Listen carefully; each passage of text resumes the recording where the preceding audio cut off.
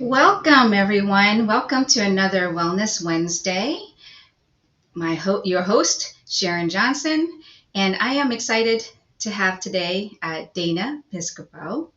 And our conversation today stems around April as Alcohol Awareness Month. So let me introduce to you Dana. She is a director of global sales operations for Oracle Industries. Dana leads a talented team that supports the sales force in achieving their targets and enhancing customer relationships. With over 20 years of experience at Oracle, she has developed expertise in complex quota modeling, data analysis, reporting, and training on internal sales tools. In addition to her sales operations role, she runs two programs at Oracle, Reclaim Your Moxie and Oracle Alliance for Recovery. She is the founder of Color Your Life LLC, a coaching business that offers whole self sobriety and recovery coaching to individuals and organizations.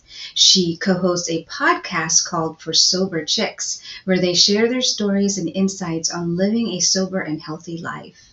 Also interviewing amazing people in the industry who share their stories and resources. As of November 2023, Four Sober Chicks have had over 10,000 downloads. Congratulations, Dana. Dana is a keynote speaker, speaking out on peer support and recovery through her education and certifications in recovery, integrative nutrition, health and wellness, and life coaching. She has gained the skills and knowledge to empower her clients and listeners to achieve their goals and thrive in all aspects of their lives. So without further ado, I want to dive in this conversation. So excited to have with us Dana. Hi, Dana. Hi, Sharon. How are you? I'm doing well. So I'm excited for our conversation. One, congratulations to your podcast. So wow, 10,000 downloads. That's awesome. We were a little surprised, pleasantly surprised. So we're just kicking off season 3 in a couple of weeks. Oh, awesome. I will be tuning in. So maybe in the chat, if you want to just let us know also for that resource, I will certainly plug that in there. If anyone would want to listen to your podcast. I myself had listened to it. It was a fantastic podcast. I think that anyone that is in this journey, if they had their own personal experience, I would definitely say the topics are so very good, very honest and authentic. So if anyone wants to do that, let's put that information in the chat. So April is Alcohol Awareness Month. Let's talk about, that is an area that, some of us may be struggling and some of us may be, ready to take on the first steps. And so what is that steps to that road to recovery? What is step one? Now that, we're aware, we want to take that leap of faith. We want to get on the right side of things. And what should we do? Yeah. So I think that is the first step, right? Is self-awareness, is to understand if you've been questioning your thought process around alcohol and how much you've been drinking. If you're questioning it, there's a reason why you're questioning it. And I would explore that. There's many roads to sobriety and recovery. Once you have decided that you are going to go down that path, I would absolutely do some research, talk to other people that you trust, to get some ideas on what other people did, because what worked for me might not work for you, and what works for you might not work for somebody else that you're talking to. So me personally, I dove into a certification program for recovery coaching. So that was my first step. Some people have some more serious issues, right? So they probably should seek out some more professional help. Treatment centers where you can go off to a treatment center for 28 to 30 days, or they have intensive outpatient programs where you go for 3 or 4 hours a day to get that intensive patient therapy. Those are some of the ways that you kind of kick it off. Recommend AA. There are a ton of AA meetings everywhere globally. And if you walk into one and it doesn't feel right, try another one, because they are different. They're run by different people. There's personalities in each one that you might gel with better than the next.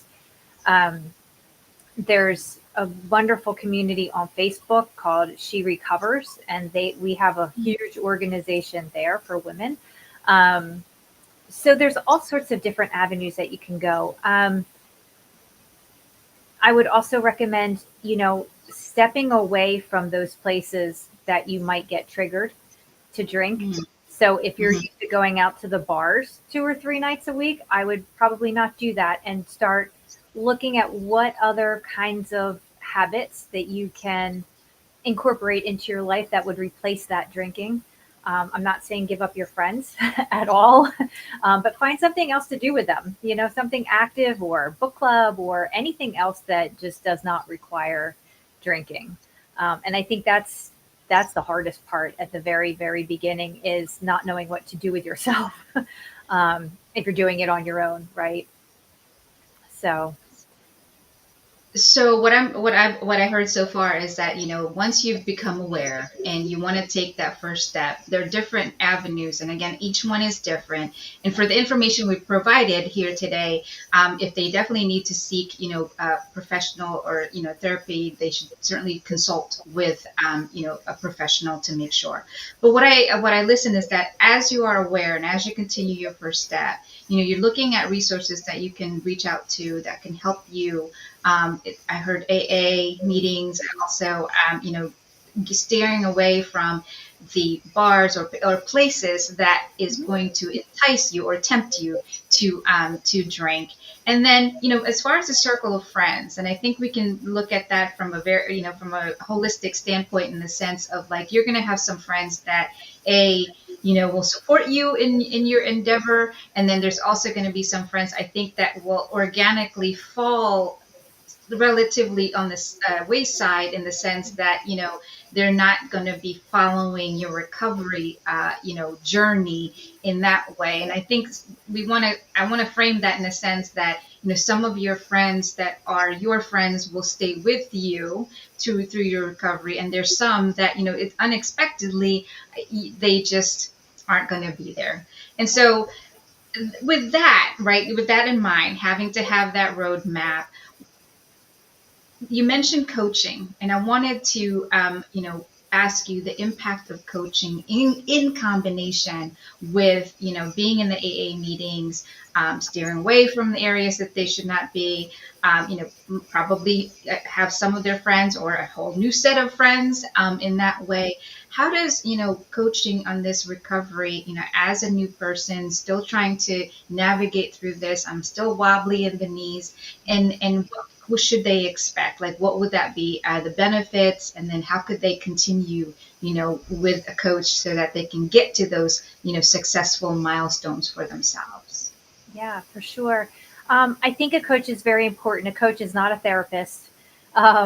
So we don't give advice on therapy issues and things like that. Therapists work more on, what's gone on in the past, working on trauma, working on triggers, working on those types of things. Whereas a coach helps in collaboration with the therapist, and what you learn from the therapist, and putting goals and actions around what you've learned to take that to move forward through your recovery.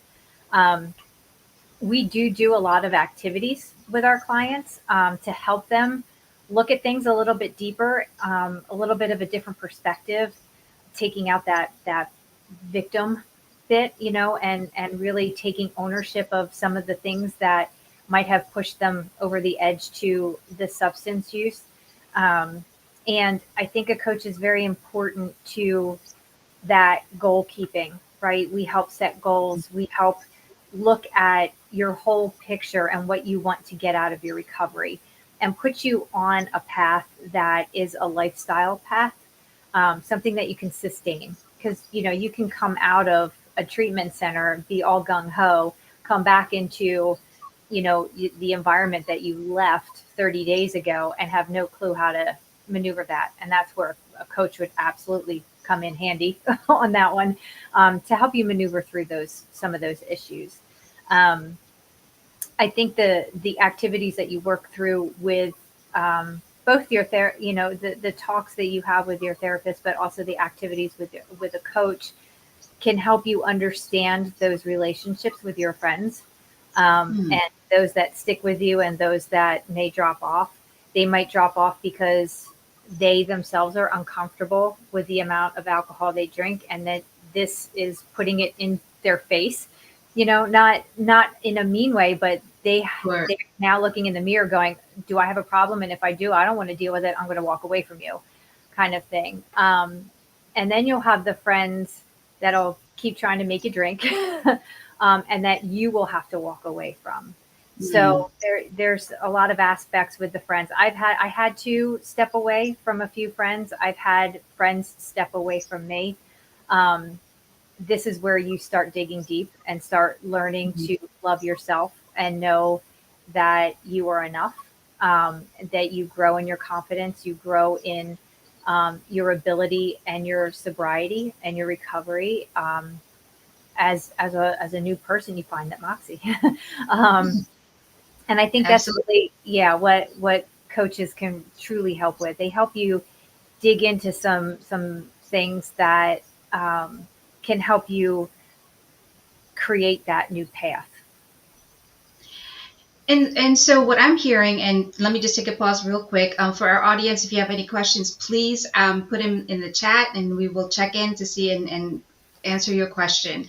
So what I'm hearing is that it can be a partnership Yes. with a therapist and the coach, because it's a helping to connect the dots. I think is what I'm getting out of that. That in your on your way to recovery, not having to do you're not alone, right? So that's the first thing to I think consider, having to have both at the same time. And I also, when you mentioned about hard stuff, dealing with, you mentioned trauma, and you mentioned things that are difficult to deal with. And it sounds like with that partnership between a coach and a therapist, you're able to connect your dots from your past and then going into your future as to what that looks like. But there's like guardrails between the two of you to be able to help them, sustain and continue in their road to recovery. Is that what I'm hearing? That's that partnership. Yeah, yeah. And you could throw a third lens on there with sponsors from AA. That's a whole Hmm. different, Sure. connection and relationship that somebody might want to have in that program. So, and that's very different than a coach or a therapist as well. So there's those different aspects. I didn't want to leave any of that out. No, that's a good call out, because I think I'm seeing it as like a triangle, right?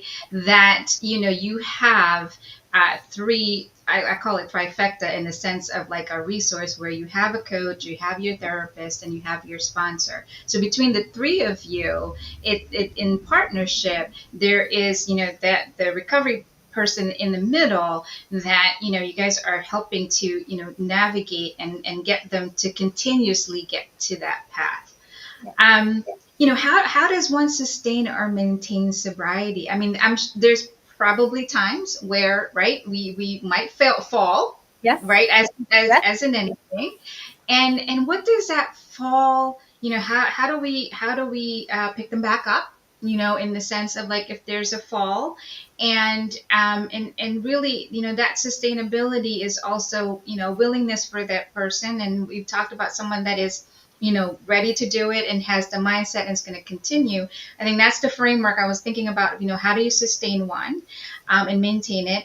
But someone's on the fence. We kind of know where someone's really not there yet, but like between the willingness and the someone to the fence, where do you see, the sustainability and maintenance of their sobriety? Yeah. So sustainability, you've got to have those tools in place. You have to have, and that's another thing that the coach can help you build, right? Is a toolbox. I do a lot of talks in the construction industry, so the toolbox is a big thing for me. um, And I loaded up. I loaded up with all sorts of different tools. And you want to make sure your tools are in good condition. You want to make sure that they are working. I think a lot of us have a toolbox that we don't realize we have until we need it, and we realize the tools in it are no good anymore, and we need to find new tools real fast. So I always implore people to keep looking at things that help them in their sobriety, that helps them sustain their sobriety. So for me, my biggest tool is the movie reel. And, Mm. um, I was, for me, I was a heavy drinker. The beer that I drank was very high in alcohol, and I would drink to the point of blackout, pass out, those types of things. Um, and with my movie reel, when I pick up one, I don't stop at one. I end at four, 4.5 until I pass out. Mhm. I don't want to be at the end of that movie reel ever again, right? I don't want to be passed out. I don't want to have the shakes. I don't want to have the night sweats. I don't want any of that. So I play that in my head before, if I have a craving, I'm like, oh yeah, just one would be really, really great. And then I play the movie reel and I'm like, no, no, no. um, for others, it might be meditation. It might be Mm. going to a meeting. It might be calling up their therapist or their sponsor or their coach. Um, Anything you can do to sustain. And I think building a lifestyle with your tools is very, very important. It's not just a one and done thing. And you can't quit for somebody else. You have to quit for yourself. And until you realize that, it's going to be hard to sustain. And I know that there's a lot of people that quit, and 6 months, 9 months, a year, they're like, maybe I can moderate. That's when they fall, right? That's when they relapse. And if you don't have other tools in place, you're going to stay in that relapse state for a while because you're going to feel guilty. You're going to feel shame. You're not going to want to tell anybody. That's going to cause anxiety, which is going to cause you to drink more. Um, and it's okay. It's okay to fail. It's okay to trip up and have a data point where you ended up having a beer one night, right? Um, and then not make sure you don't do it again.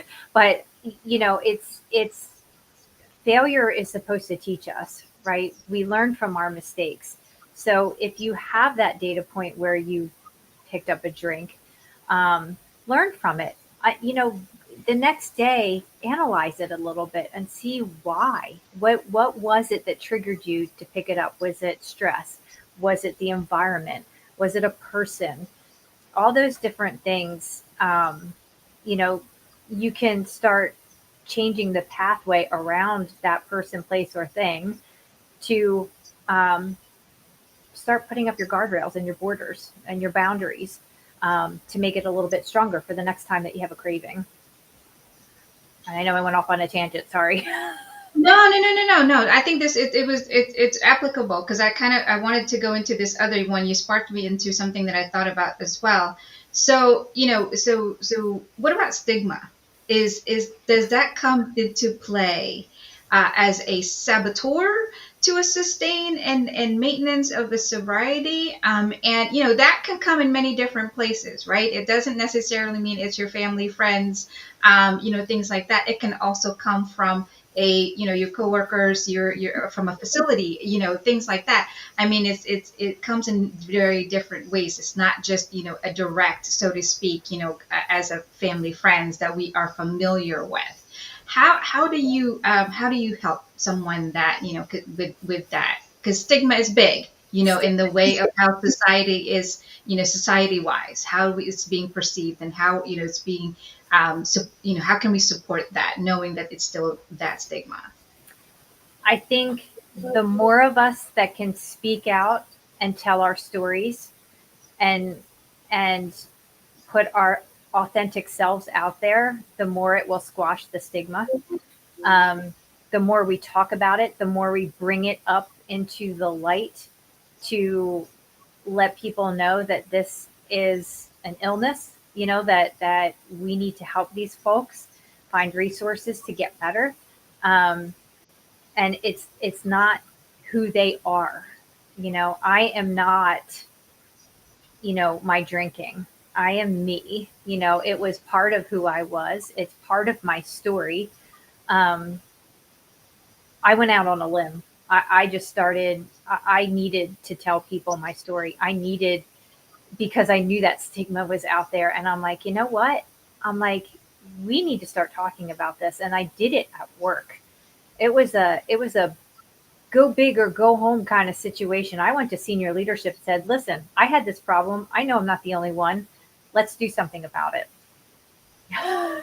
And, the folks that I deal with, and that I help and support here at my work, they feel it. They feel that stigma. And that is one thing that I am working on in the workplace, is to get rid of that stigma. And how we do that is work with management and leadership on empathy and compassion and resources, and have those available, and have these,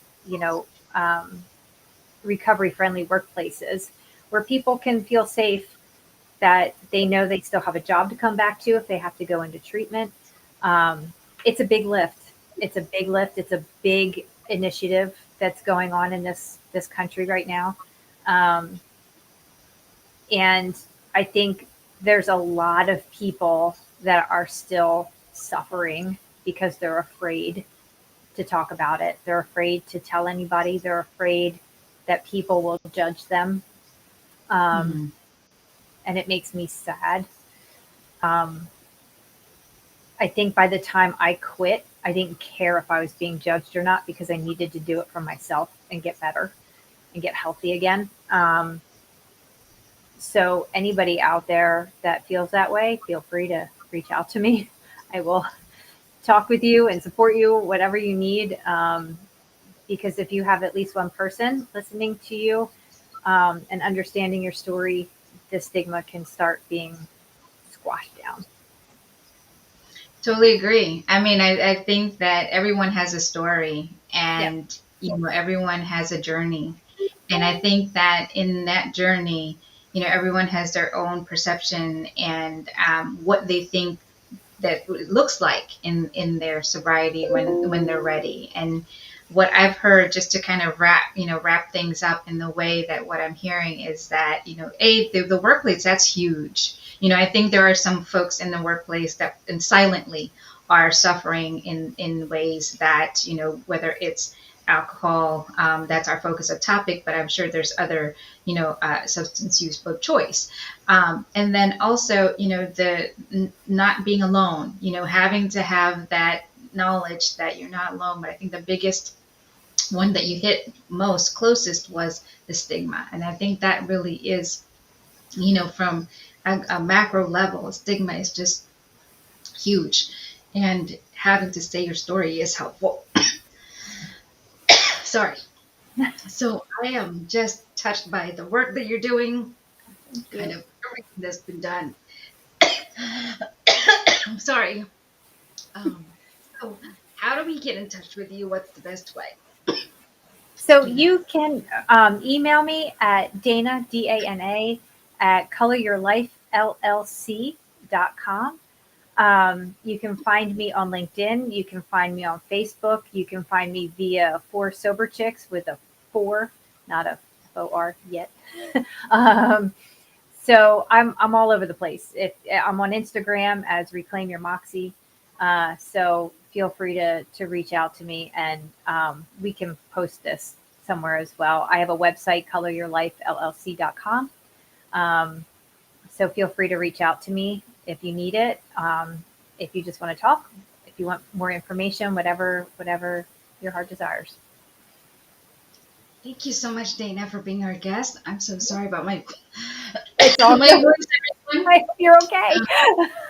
We're good. We just had a little bit tickle there. So this was really a good conversation. I hope that whoever's listening today will be able to get your information. At the end of this session, I certainly will repost that, and they can connect with you. I think this was a conversation that is helpful, and I think we can certainly share what resources is available, and the importance of having to have the coach, the therapist, Yeah. even an AA sponsor, just knowing the resources is available for Yeah. them. So Absolutely. Absolutely. Thank you, everyone. Thank you, Dana. I so appreciate you being here.